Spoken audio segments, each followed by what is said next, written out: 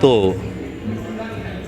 ನನ್ನ ಪ್ರಥಮ ಗಜಲ್ ಸಂಕಲನದ ಲೋಕಾರ್ಪಣೆ ಆದಂಥ ಒಂದು ದಿನ. ಅದೇ ಸಮಯಕ್ಕೆ ಸುಮಂಗಲಿ ಸೇವಾಶ್ರಮದ ಸಂಸ್ಥಾಪಕ ಅಧ್ಯಕ್ಷರಾದಂಥ ಡಾಕ್ಟರ್ ಎಸ್ ಜಿ ಸುಶೀಲಮ್ಮನವರ ಅವರು ಪದ್ಮಶ್ರೀ ಪುರಸ್ಕೃತರಾಗಿದ್ದಾರೆ.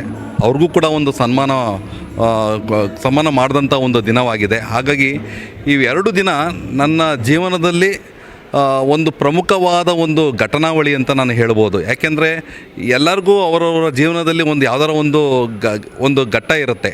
ಆ ಘಟ್ಟವನ್ನು ಅವರು ಮರೆಯೋದಕ್ಕೆ ಸಾಧ್ಯ ಇಲ್ಲ. ಅದೇ ರೀತಿ ಈ ಒಂದು ಸುದಿನ ನನ್ನ ಪ್ರಥಮ ಗಜಲ್ ಬಿಡುಗಡೆ ಆಗ್ತಾಯಿದೆ.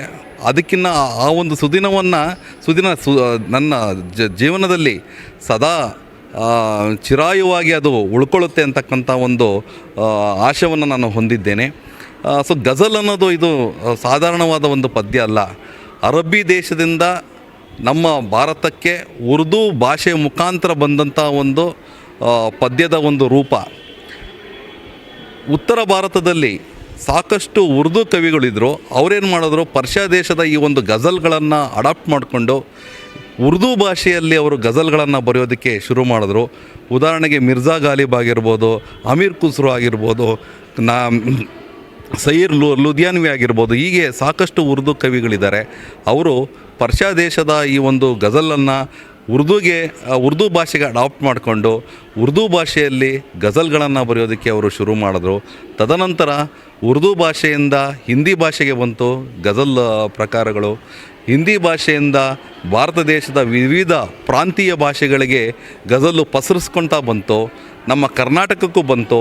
ನಮ್ಮ ಕರ್ನಾಟಕದಲ್ಲಿ ಪ್ರಪ್ರಥಮ ಬಾರಿಗೆ ಇವರು ಶಾಂತರಸ ಹೆಂಬಾರಳು ಎಂತಕ್ಕಂಥ ಒಬ್ಬರು ಕವಿವರ್ಯರು ಈ ಒಂದು ಗಜಲನ್ನು ಉರ್ದು ಪರ್ಷಿಯಾ ಭಾಷೆಯ ಒಂದು ಗಜಲನ್ನು ಕನ್ನಡಕ್ಕೆ ಅವರು ತಂದುಕೊಂಡ್ರು.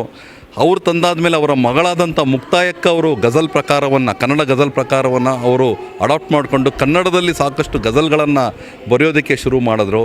ತದನಂತರ ಅನೇಕ ಸಾಹಿತಿಗಳು ಗಜಲ್ ಪ್ರಕಾರವನ್ನು ಅಡಾಪ್ಟ್ ಮಾಡಿಕೊಂಡು ಅವರು ನಮ್ಮ ಕನ್ನಡ ಭಾಷೆಯಲ್ಲಿ ಗಜಲ್ಗಳನ್ನು ಬರೆಯೋದಕ್ಕೆ ರಚನೆ ಮಾಡೋದಕ್ಕೆ ಶುರು ಮಾಡಿದ್ರು. ಹೀಗೆ ಈ ಒಂದು ಗಜಲ್ ಪಯಣ ನಮ್ಮ ಕರ್ನಾಟಕ ರಾಜ್ಯಾದ್ಯಂತ ಪಸರಿಸ್ಕೊತಾ ಬಂತು. ಸುಮಾರು ಕೆಲವೊಂದು ಗಜಲ್ಗಳು ಏನೇನಿದಾವೋ ಈಗ ಚಲನಚಿತ್ರ ಗೀತೆಗಳಾಗಿ ರೂಪಿತವಾಗಿದ್ದಾವೆ. ಚಲನಚಿತ್ರ ಗೀತೆಗಳಾಗಿ ರೂಪಿತವಾಗಿ ಜನಮಾನಸದಲ್ಲಿ ಹಚ್ಚ ಹಸಿರಾಗಿ ಹಾಗೆ ಉಳ್ಕೊಂಡಿದ್ದಾವೆ ಕೆಲವೊಂದು ಗಜಲ್ಗಳು. ಈ ನಿಟ್ಟಿನಲ್ಲಿ ಗಜಲ್ ಪಯಣ ಸಾಗ್ತಾ ಬಂದಿದೆ. ಗಜಲ್ಗೆ ಅದಕ್ಕೆ ಆದಂಥ ಒಂದು ವೈಶಿಷ್ಟ್ಯತೆ ಇದೆ. ಅದಕ್ಕೆ ಛಂದೋಲ್ಲಾಸಗಳಿದ್ದಾವೆ, ಪ್ರಾಸ ಇದ್ದಾವೆ. ಈ ಛಂದೋಲ್ಲಾಸ ಪ್ರಾಸಗಳು ರದೀಫ್ ಮತ್ತು ಕಾಫಿಯಾ ಎಂತಕ್ಕಂಥ ಪ್ರಮುಖವಾದ ಎರಡು ಗಜಲಿನ ಪದಗಳಿಂದ ಆ ಒಂದು ಗಜಲ್ಗೆ ಪ್ರಕಾರವನ್ನು ಕೊಡ್ತಾ ಬಂದಿದೆ. ಈ ರೀತಿಯಾಗಿ ನಾನೇನು ಹೇಳೋದು, ಯುವ ಸಾಹಿತಿಗಳು ಬರೀ ಕವನಗಳು ಬರೆಯೋದಲ್ಲ, ಪದ್ಯಗಳನ್ನು ಬರೆಯೋದಲ್ಲ, ಕವನಗಳ ವಿವಿಧ ರೂಪಗಳನ್ನು, ವಿವಿಧ ಪ್ರಕಾರಗಳನ್ನು ಅವರು ಅನುಸರಿಸ್ಕೊಂಡು ವಿವಿಧ ಬಗೆಯಲ್ಲಿ ಕನ್ನಡ ಭಾಷೆಯ ಸೊಗಡನ್ನು ರಾಜ್ಯಾದ್ಯಂತ, ನಾಡಿನಾದ್ಯಂತ, ದೇಶಾದ್ಯಂತ, ಅಂತಾರಾಷ್ಟ್ರೀಯ ಮಟ್ಟದಲ್ಲಿ ಕನ್ನಡದ ಭಾಷೆಯ ಸೊಗಡನ್ನು ಪಸರಿಸ್ಕೊಳ್ತಾ ಹೋಗ್ತಾ ಇರಬೇಕು. ಇದರಿಂದ ಕನ್ನಡ ಸಾಹಿತ್ಯ ಬೆಳೆಯುತ್ತೆ. ಕನ್ನಡ ಸಂಸ್ಕೃತಿ, ಒಂದು ಕಲೆ, ಸಾಂಸ್ಕೃತಿಕ ಒಂದು ಸೊಗಡೇನಿದೆಯೋ ಎಲ್ಲ ಕಡೆಗೂ ಅದು ಹರಡುತ್ತೆ ಅಂತಕ್ಕಂಥ ಒಂದು ಆಶಾಭಾವನೆಯನ್ನು ಇಟ್ಕೊಂಡು ಈ ಒಂದು ಸಾಹಿತ್ಯ ಲೋಕದಲ್ಲಿ ಪ್ರಥಮವಾದ ಒಂದು ಹೆಜ್ಜೆಯನ್ನು ಇಡ್ತಾಯಿದ್ದೀನಿ. ಇದೇ ರೀತಿ ನನಗೆ ಸಹಕಾರ ಮಾಡಿದಂಥ ಜಾಂಬವ ಗಂಗಾಧರ್ ಅಂತಕ್ಕಂಥ ಒಬ್ಬರು ಸಾಹಿತಿಗಳು. ಇವರು ನಮ್ಮ ಷಡ್ಕ ಅವರ 45 ವರ್ಷದ ಹಳೆಯ ಸ್ನೇಹಿತರು. ಇವರು ನನಗೆ ಯಾವುದೋ ಒಂದು ಅವ್ರ ಮನೆಯ ಗ್ರೂಪ್ ರೇಷಕ್ಕೆ, ನಮ್ಮ ಷಡ್ಕ ಅವ್ರ ಮನೆಯ ಗ್ರೂಪ್ ರೇಷದಲ್ಲಿ ಪರಿಚಿತರಾದರು. ಪರಿಚಯ ಆದಮೇಲೆ ಅವತ್ತಿನ ದಿನ ರಾತ್ರಿಯೇ ಅವರು ನನಗೆ ಫೋನ್ ಮಾಡಿಬಿಟ್ಟು, ನೀವು ನಮ್ಮ ಬಳಗದಲ್ಲಿ ನೀವು ಇನ್ವಾಲ್ವ್ ಆಗಬಾರ್ದು, ನೀವು ಇಷ್ಟೊಂದು ಗಜಲ್ಗಳೆಲ್ಲ ಬರ್ಕೊಂಬರ್ತಾಯಿದ್ದೀರಾ, ನಿಮ್ಮ ಗಜಲ್ಗಳನ್ನು ನೀವು ಎಲ್ಲ ಸಂಕಲನ ಥರ ತಗೊಂಬಂದು ಒಂದು ಪುಸ್ತಕದ ರೂಪದಲ್ಲಿ ಯಾಕೆ ನೀವು ತರಬಾರ್ದು ಅಂತಕ್ಕಂಥ ಒಂದು ಮಾತನ್ನು ಹೇಳಿದಾಗ ನನಗೂ ಕೂಡ ಅನ್ನಿಸ್ತು, ಮಾಡ್ಬೋದಲ್ಲ ಇದನ್ನು ಕರೆಕ್ಟ್. ನಾನು ಸುಮ್ಮನೆ ಎಲ್ಲ ಒಂದು ಕಡೆಗೆ ಗಜಲೆಲ್ಲ ಒಂದು ಕಡೆಗೆ ಇಟ್ಕೊಂಡಿದ್ರೆ ಅದರ ಒಂದು ಸೊಗಡು, ಅದರ ಒಂದು ಗಂಧವೇನಿದೆಯೋ ಎಲ್ಲ ಕಡೆಗೆ ಪಸರೋದಿಲ್ಲ. ಸಂಕಲನ ಮಾಡಿದ್ರೆ ಎಲ್ಲ ಕಡೆಗೆ ಹರಡುತ್ತೆ ಅಂತಕ್ಕಂಥ ಒಂದು ಆಶಯದೊಂದಿಗೆ ಅವ್ರ ಜೊತೆಗೆ ಕೈ ಜೋಡಿಸಿದೆ. ಅವರು ಕೂಡ ನನ್ನ ಗಜಲ್ಗಳನ್ನು ಕಂಪೈಲ್ ಮಾಡಿಕೊಂಡು ಒಂದು ಪುಸ್ತಕದ ರೂಪದಲ್ಲಿ ಅದನ್ನು ತಂದುಕೊಟ್ಟಿದ್ದಾರೆ. ಆ ಪುಸ್ತಕಕ್ಕೆ ಬೇಕಾದಂಥ ಆಶಯ ನುಡಿಗಳಾಗಿರ್ಬೋದು, ಆ ಪುಸ್ತಕಕ್ಕೆ ಬೇಕಾದಂಥ ಅನಿಸಿಕೆಗಳಾಗಿರ್ಬೋದು, ಸಾಕಷ್ಟು ನಮ್ಮ ಕವಿವರ್ಯರು, ಕವಿಮಿತ್ರರು, ಬಂಧುಗಳು, ಮಿತ್ರರು ಮತ್ತು ನಮ್ಮ ಕುಟುಂಬ ಸದಸ್ಯರು ಕೂಡ ಅದಕ್ಕೆ ಕಾಂಟ್ರಿಬ್ಯೂಟ್ ಮಾಡಿ ಈ ಒಂದು ಸಂಕಲನಕ್ಕೆ ಒಂದು ಹೊಸ ಹೊಳಪನ್ನು ಕೊಟ್ಟಿದ್ದಾರೆ. ಸೊ ಎಲ್ಲರೂ ಕೂಡ ನನ್ನ ಒಂದು ರಿಕ್ವೆಸ್ಟು ಏನು ಅಂತಂತಂದರೆ, ಎಲ್ಲರೂ ಕೂಡ ಈ ಒಂದು ಗಜಲ್ ಬುಕ್ಕನ್ನು ಪರ್ಚೇಸ್ ಮಾಡಿ, ಕೊಂಡ್ಕೊಂಡು ಓದಿ, ಗಜಲ್ಗಳನ್ನು ಓದಿ. ಕನ್ನಡ ಭಾಷೆಯ ಈಗ ಆನ್ಲೈನಲ್ಲಿ ಬರೋದಕ್ಕೆ ನಾವು ಟ್ರೈ ಮಾಡ್ತಾಯಿದ್ದೀವಿ. ಆನ್ಲೈನಲ್ಲಿ ಈಗ ಆನ್ಲೈನ್ ಬುಕ್ಸ್ ಅಂತ ಬರುತ್ತಲ್ಲ, ಆ ಆನ್ಲೈನ್ ಬುಕ್ಸ್ಗೆ ಮಾಡೋದಕ್ಕೆ ನಾವು ಟ್ರೈ ಮಾಡ್ತಾಯಿದ್ದೀವಿ. ರಾಘವೇಂದ್ರ ಅವರ ಅವರೊಬ್ಬರು ಸಪ್ನಾ ಬುಕ್ ಸ್ಟೋರಲ್ಲಿ ಮತ್ತು ನವಭಾರತ ಬುಕ್ ಸ್ಟೋರ್ ಮುಖಾಂತರ ನಾವು ಅವ್ರನ್ನ ಸಂಪರ್ಕ ಮಾಡ್ತಾಯಿದ್ದೀವಿ. ಅವರು ಧನಾತ್ಮಕವಾಗಿ ಸ್ಪಂದಿಸಿದ್ದಾರೆ. ಸೊ ಅಲ್ಲಿ ನಮಗೆ ಸದ್ಯಕ್ಕೆ ನಮ್ಗೆ ಅಲ್ಲಿ ಆ 2 ಕಡೆಗೆ ಗಜಲ್ ಬುಕ್ಗಳು ಬೆಂಗಳೂರಲ್ಲಿ ಮಾತ್ರ ಬೆಂಗಳೂರಲ್ಲಿ ಮಾತ್ರ ಇವೆರಡು ಕಡೆಗೆ. ರಾಜ್ಯದ ಬೇರೆ ಬೇರೆ ಜಿಲ್ಲೆಯಲ್ಲಿ ಈ ಒಂದು ಗಜಲ್ ಸಂಕಲನ ದೊರಕಬೇಕು ಅಂತಂದರೆ, ನಾನು ಈ ಒಂದು ಬಿಡುಗಡೆ ಆದಮೇಲೆ ರಾಜ್ಯದ ಬೇರೆ ಬೇರೆ ಜಿಲ್ಲೆಯಲ್ಲಿರ್ತಕ್ಕಂಥ ಸಾಹಿತಿಗಳನ್ನು, ಪ್ರಕಾಶಕರನ್ನು ಸಂಪರ್ಕ ಮಾಡ್ತಾಯಿದ್ದೀನಿ.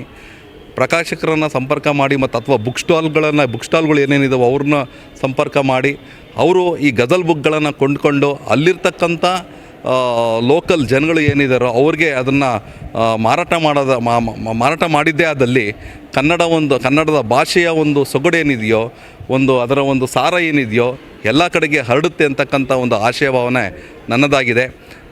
ಇದು ಒಂದು ಪ್ರಥಮ ಹೆಜ್ಜೆ. ಇದಾದ ನಂತರ ಕರ್ನಾಟಕ ಅಲ್ಲದೇ ನಮ್ಮ ಅಕ್ಕಪಕ್ಕ ರಾಜ್ಯಗಳಿದ್ದಾವೆ. ತೆಲಂಗಾಣ ಇದೆ, ಆಂಧ್ರ ಪ್ರದೇಶ ಇದೆ, ಮಹಾರಾಷ್ಟ್ರ ಇದೆ, ಅದೇ ಥರ ನಾರ್ತ್ ಇಂಡಿಯಾ, ಕೇರಳ ಇದೆ, ನಾರ್ತ್ ಇಂಡಿಯಾ ಇದೆ. ಉತ್ತರ ಭಾರತ ಅಥವಾ ಬೇರೆ ಬೇರೆ ರಾಜ್ಯಗಳಲ್ಲೂ ಕೂಡ ಈ ಒಂದು ಪುಸ್ತಕ ತಲುಪಬೇಕು. ಪ್ರಾಂತೀಯವಾಗಿ ಕೂಡ ಗಜಲ್ಲು ಆ ರೀಜನಲ್ ಲ್ಯಾಂಗ್ವೇಜಸಲ್ಲಿ ಪ್ರಾಂತೀಯ ಭಾಷೆಗಳಿಗೆ ಅಡಾಪ್ಟ್ ಆಗಬೇಕು.